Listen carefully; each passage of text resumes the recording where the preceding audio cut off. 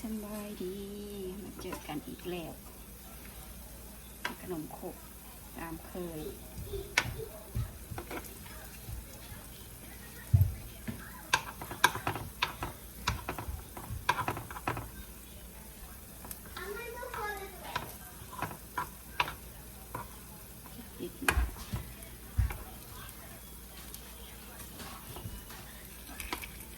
ได้แล้วสมัยนี้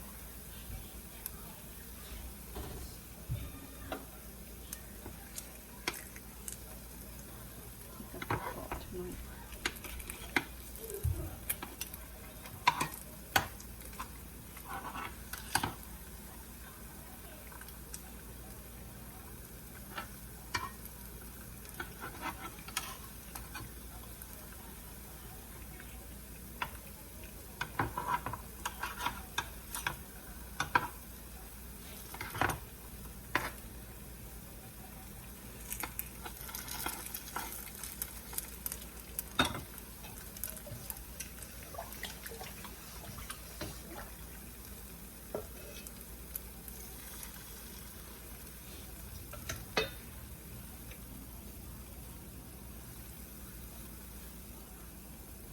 นี่เ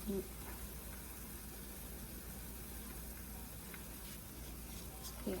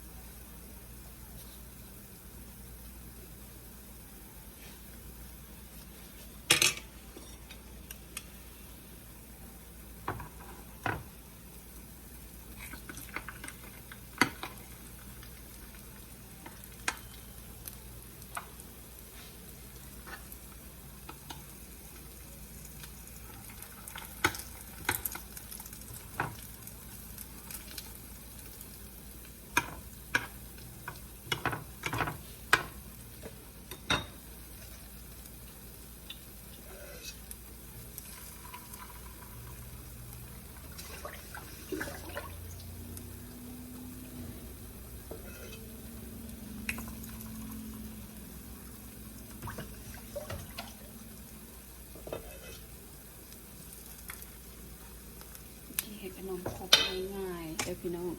เราจะได้สุกถามมาได้ไปขายเห็ดขายเอาเงินจะได้เงินต้องใส่แป้งสาลีไม่ต้องใส่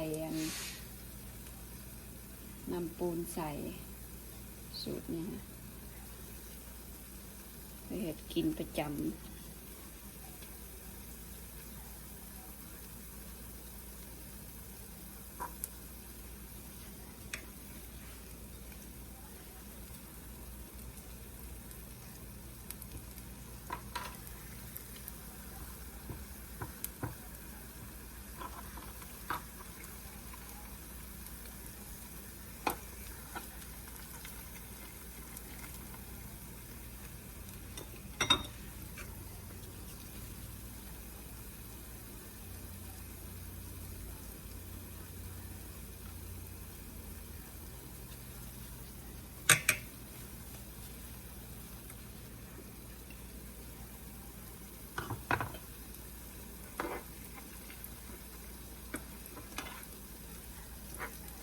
ถ้าเรากินบะเบิดเราก็เอาข้าวส่องแข็งได้ส่องแข็งกับเมื่อหนากับมาอุ่นกินใหม่ได้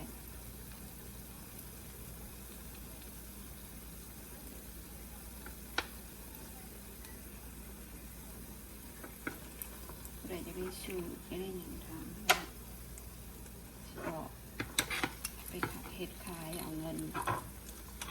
พี่น้องเมืองลาวเขาใส่มันแล้วทั้งหมดแบบไหนเขาก็เห็ดเอาใส่เค็มใส่หวานแล้วแต่เขา